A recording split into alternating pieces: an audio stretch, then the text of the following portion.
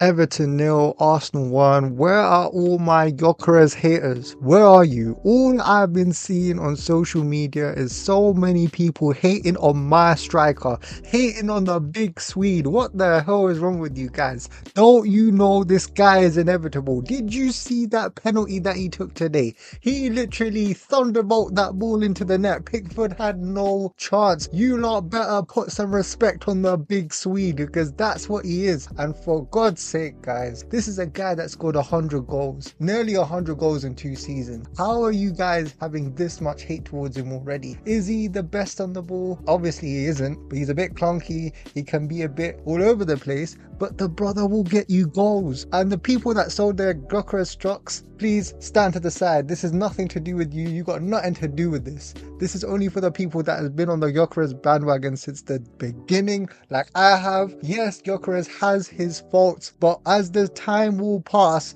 he will prove people wrong and he will help Arsenal immensely this season. We've already seen him score 2 goals against Bayern Munich. He scored the odd goal here and there. And the thing is that we have to look at the other players on the pitch on why the hell this guy isn't getting the service on the pitch. And I'm going to touch on that. Now look, everything that I've said right now, yes, it's a bit of an exaggeration, but I do back the big Swede, Viktor Gyökeres, because if you can score nearly 100 goals in 2 seasons, I don't care what league you can do it, you can definitely do it here in England, and it can definitely happen for you. But overall, if we look at the game against Everton, it was a game in the new stadium, in the Hill Dickinson Stadium. I've never heard of that place in my life. It does look pretty nice though, I gotta admit. However, we didn't win at Everton last season away, so these games that we have, especially against Brighton, Bournemouth, Villa at home, like these are all going to be tough games, and we have these games every 3 days, so it's going to be very tough, especially with the fixtures that's coming up, with the amount of rotation that we're gonna have to do. We have to rotate in these games. We can't play with this same lineup every single game coming up. They're just going to be too knackered, and it's going to damage the team throughout the rest of the season, especially with the potential of injuries coming up. I mean, we already have so many injuries as it is. We can't risk any more, and we need to, like, Arteta needs to put his faith in the bench, in the other players, and rotate wherever he can. And look, in this game, I know a lot of people are saying it's boring, Odegaard this, Odegaard that, why do we keep doing the same things, why is it when we go 1-0 up we just seem to shut up shop? And here's the thing, I don't care what tactic we do, I don't care how boring we play, if we are playing and we are winning, right, if we're getting the 3 points, play however the hell you want to play, because my thing is, I just want to win the league this season. I want to win the league. I want to win the big trophies. If we have to do that away from home, we will. The thing about Arteta is that whenever we lose, whenever we get a goal, especially in the next game, next time we play against the same team, if we lose the first time, the next time we play against them, we make sure we get that first goal and then we shut up shop and call it a day. That's how much faith he has in the defense, and that's what we do to get by. And this is a common trend that a lot of people have to see with Mikel Arteta and this Arsenal team, and people just gotta get used to it.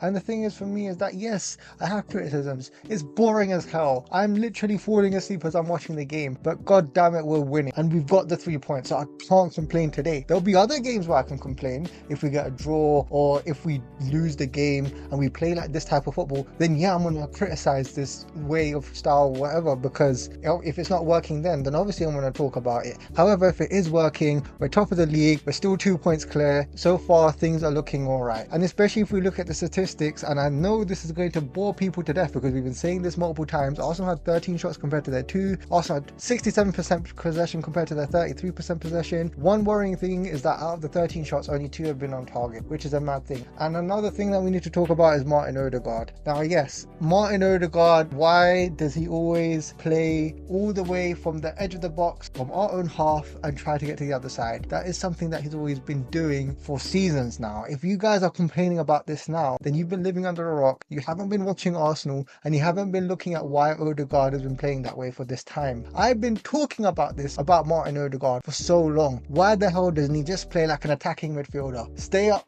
on the final third, get the through balls in, do like the Mesut Ozil, Kaká, you know, Rui Costa type number 10 work, and do those those sort of things. Well, since football has changed and since Odegaard's role is different, especially in this team, he's always played from the start of the pitch, from the goalkeeper to the line of goal, all the way to the end, to the final third. That's always how it's happened. He always loves building up the play from that way. And I think that's something that Arteta has told him to do.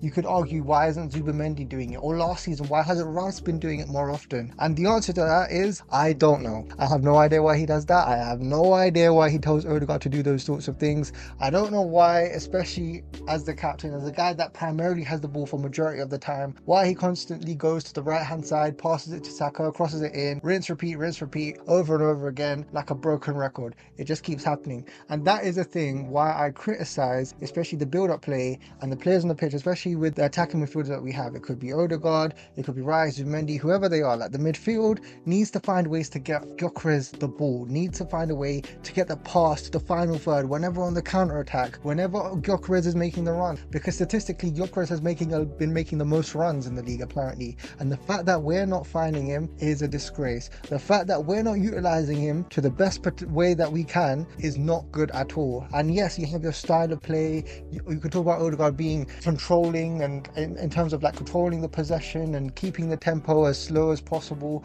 just so we can take out any bit of momentum from the game, even if it's 30 minutes and we still have another hour of football left to go. We need to do more by our attacking players. We need to do more by our strikers. And yes, I get it. Statistically, if you keep crossing the ball into the box, then that is probably the safest way to get a goal. But we need to have different avenues in play. That's not always going to work all the time. And we've seen this multiple times last season where we just kept crossing the ball, and it hasn't worked. And you need to try something different. And that's why your number 10s get involved. That's why when Eze's come to the club, it looks like a breath of fresh air, something different, something that maybe a through ball, maybe a chip, something, maybe a shot from a random area, something different. One thing I will praise about Odegaard, especially this season, is the fact that he's taken shots a lot more often. Last season he wasn't doing that for God knows whatever reason. He's been told not to do that, but this time he has. But the thing that I expect Odegaard to do is for him to take the mantle of KDB. That's a big thing. That's probably like what the hell are you talking about? But listen, since KDB is gone and since Arsenal are on the ascendancy and Arsenal are supposedly tipped to win the league this season, Odegaard needs to be a big factor of that. And Odegaard needs to get the goals and assists. He needs to get the GA. He needs to be focal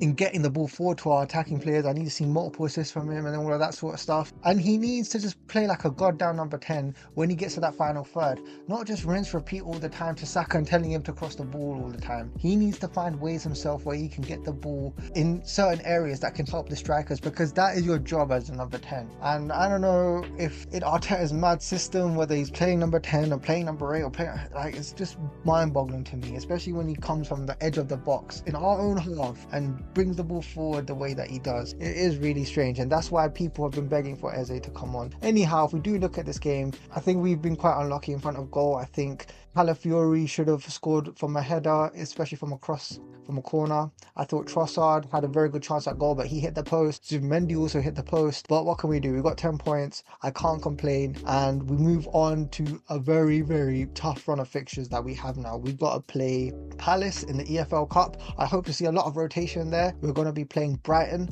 We're going to be playing Villa at home. We're going to play reverse fixture. So it'll be a good opportunity for us to avenge what we've done, especially at Villa Park. We're going to be playing Bournemouth. I think Bournemouth will have Semenyo. I don't think Semenyo will be going to the AFCON. And then we're going to have a bit of a break and of a week, hope, because like these games are just going to come thick and fast and play Liverpool at home. So this is going to be very tough. This is a lot tougher than people may think. And this is why I'm really stressing that Arteta really finds the right formula and the right rotation balance. So everyone can play. We have a lot of players. Next game in the EFL Cup, I want to see Madueke, Martinelli. Hell, I even want to see Nwaneri and Kepa. I just want to see a full rotation side, because there's no way in hell that these guys can play week in, week out, especially this lineup. I think this is the strongest lineup that we have for the next 4 games straight in a row, because if we do, we will have more hamstring injuries. I promise you that's what's going to happen. I hope it doesn't. I hope there's we've seen enough of the injuries, but you never know. Okay, anyhow, 1-0, happy, 3 points. We're still top of the league. Good days. Anyhow, hope to see you soon in the next video. Please like and subscribe. And